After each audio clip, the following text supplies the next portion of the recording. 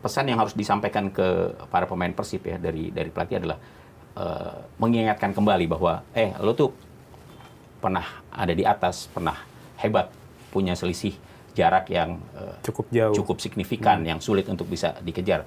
Nah sekarang situasinya sudah sama, ya harus dikembalikan lagi begitu bahwa lo harus bermain lagi seperti ketika kita sukses di peringkat pertama terus dengan jarak poin yang sangat atau cukup signifikan dengan pesaing-pesaing Persib Bandung. Jadi saya kira itu lebih kepada persoalan-persoalan non teknis yang menurut saya sekarang harus dibangkitkan oleh Boyan Hodak gitu.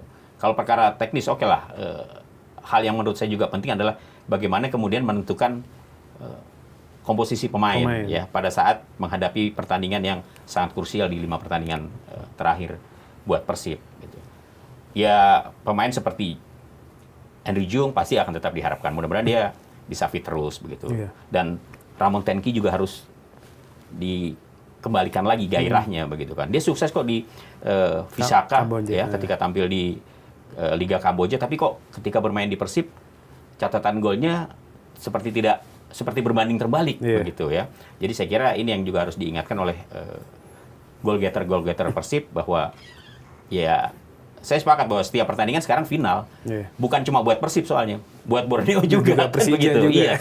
Jadi dia harus melihat bahwa dua tim yang saat ini menjadi rival utama dari Persib ya, Borneo dan Persija itu semua melakoni laga-laga krusial ibarat final. Mungkin yang menjadi pertanyaan juga sekarang adalah materi seperti apa yang akan dimainkan oleh Boyan Hodak di saat mereka butuh poin kan, butuh menang melawan Bayangkara. Starting 11 seperti apa? Apakah mereka akan bertahan dengan seperti lawan Arema kemarin? Ya, dan saya pikir itu kemungkinan besar pemain seperti itu yang akan tampil kan. Begitulah obrolan seru Veda, Arbi, dan Mario Aji dengan bahasa Jawa mereka. Dari obrolan sederhana itu kita bisa lihat bahwa Veda, Arbi, dan Mario Aji tetaplah anak-anak muda biasa. Mereka bercanda, ngobrol pakai bahasa Jawa, tapi di lintasan mereka adalah petarung dunia. Semoga momen kecil ini bisa bikin kita semua semakin bangga pada talenta Indonesia. Kalau kalian suka momen seperti ini, jangan lupa kasih dukungan biar cerita Veda terus berlanjut sampai ke MotoGP nanti. Frank Putros juga mungkin akan diberikan kesempatan untuk bisa bermain. Gelandang saya pikir ya Luzo dan Klok enak kalau bermain misalnya dengan 4-2-3-1 kan, mendorong Tom Haye lebih ke depan untuk mendistribusi bola, mengatur ritme permainan. Tinggal apakah Beckham akan dimain lebih dulu atau Julian Barros yang main lebih dulu. Kalau Berginho saya pikir dia akan main lebih dulu. Ya, Berginho main lebih dulu kan. Nah karena mereka punya Sadil juga kan. Nah tinggal itu. Kalau Julian Barros main berarti 3 di depan ya Julian Barros, Tom Haye dan Berginho.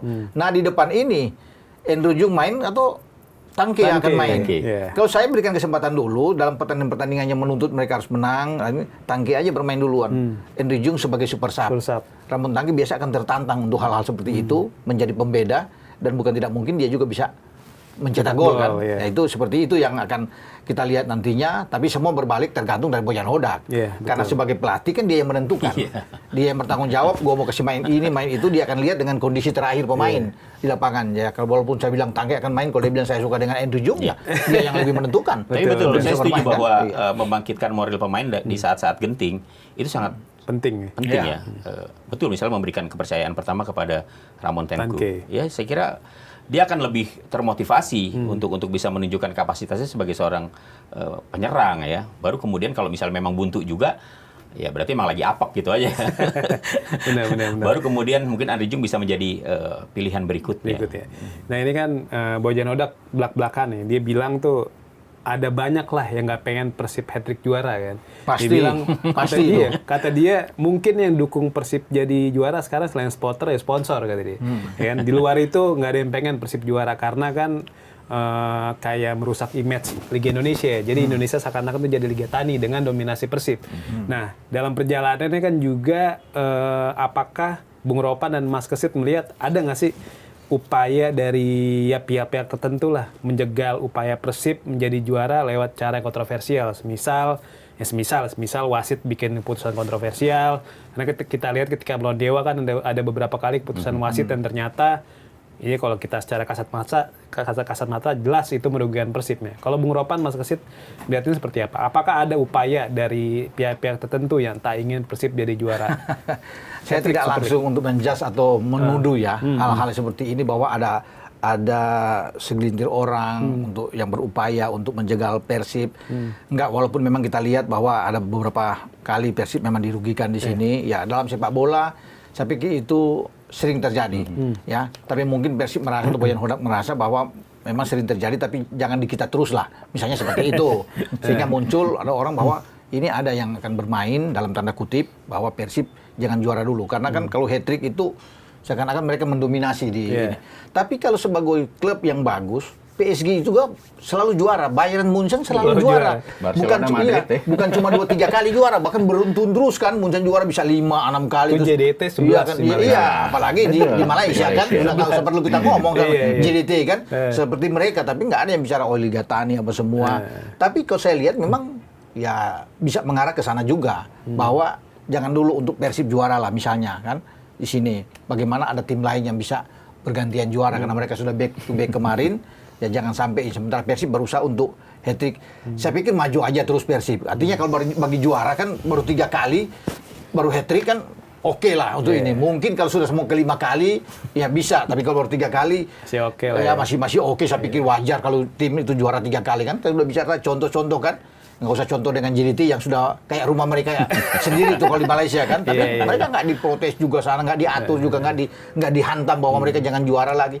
Karena kan yang berbicara kualitas kan, kualitas dari tim itu. Tapi kalau melihat kesininya dengan sekarang sudah poin sama dari ketika mereka unggul, nah bisa saja itu asumsi seperti itu muncul bahwa Persib mungkin akan dikerjain, ya akan ada tim lainnya akan muncul di sana, ya bisa aja. Tapi semoga ke depan ini Persib akan fokus, jangan luar pikir seperti itu, hilangkan dulu menurut saya ya. Artinya fokus aja untuk 5 pertandingan sisa. Jadi apapun itu, jangan takut juga dengan pertandingan lain. Fokus itu aja, menang itu aja. Jangan sampai mereka terpeleset, itu aja. Kalau mereka bisa melakukan 5 pertandingan ini dengan baik, menang terus kan, 15 poin juara kan? Juara, udah pasti. Udah pasti kan? Gitu. Jadi ya kunci ya ada di tangan mereka sendiri. Ada di tangan mereka sendiri. Benar, jangan sampai terpeleset. Gimana Mas Kesit? Ya, kalau saya berpendapat begini, tim juara itu seharusnya tidak perlu berpikir hal-hal yang aneh lah, hal-hal yang justru akhirnya orang berpikir bahwa ini tim hebat tapi kok takut dengan hal-hal seperti itu gitu ya. Kalau memang mereka punya kemampuan, mentalitas mereka sudah sangat kuat, dan menurut saya sih Persib sudah oke lah secara mentalitas, 2 kali juara gitu kan. Kemudian di persaingan musim ini juga mereka terus berada di peringkat pertama di awal-awal aja kan. Mereka ada sempat di posisi tengah, kemudian perlahan tapi kan mereka mampu naik dan sekarang berada di peringkat pertama gitu sejak pekan ke-17.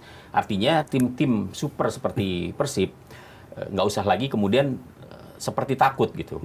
Dikerjain ya, yang bilang ada mafia lah. Wasit mulai memimpin tidak netral, berusaha untuk menjegal Persib. Saya pikir pemikiran-pemikiran seperti itu, asumsi-asumsi seperti itu harus dihilangkan dari Persib gitu. Tunjukkan bahwa mereka adalah tim kuat yang kalaupun dikerjain ya misalnya dalam tanda kutip, mereka tidak akan terpengaruh begitu. Dengan kekuatan yang ada, kalau misalnya ada pihak-pihak tertentu misalnya gitu ya, saya tidak mengatakan ada gitu, berupaya misalnya untuk menjegal Persib dengan cara-cara yang tidak fair misalnya, ya cuekin aja gitu. Yakin aja dengan kekuatan sendiri bahwa mereka bisa menghadapi lawan-lawan yang saat ini masih tersisa. Gitu. Karena nanti begini, saya khawatir kalau misalnya diletupkan, dimunculkan, wah ini kerjaan nih wasitnya gini-gini, ini membuat sepertinya menjegal Persib supaya tidak juara gitu kan. Saya khawatirnya kalau betul-betul nggak juara, ntar akhirnya yang dibawa-bawa itu gitu. Balik ke situ lagi. Iya, jadi saya kira fokus aja gitu loh. Persib fokus aja bahwa mereka yakin mereka masih punya optimisme yang tinggi untuk bisa melewati 5 rintangan terakhir dengan meraih kemenangan dan kemudian menunjukkan dirinya bahwa mereka lah juara sejati. Betul. Itu sih yang menurut saya penting untuk ditanamkan kepada seluruh pemain Persib dan juga para bobotoh.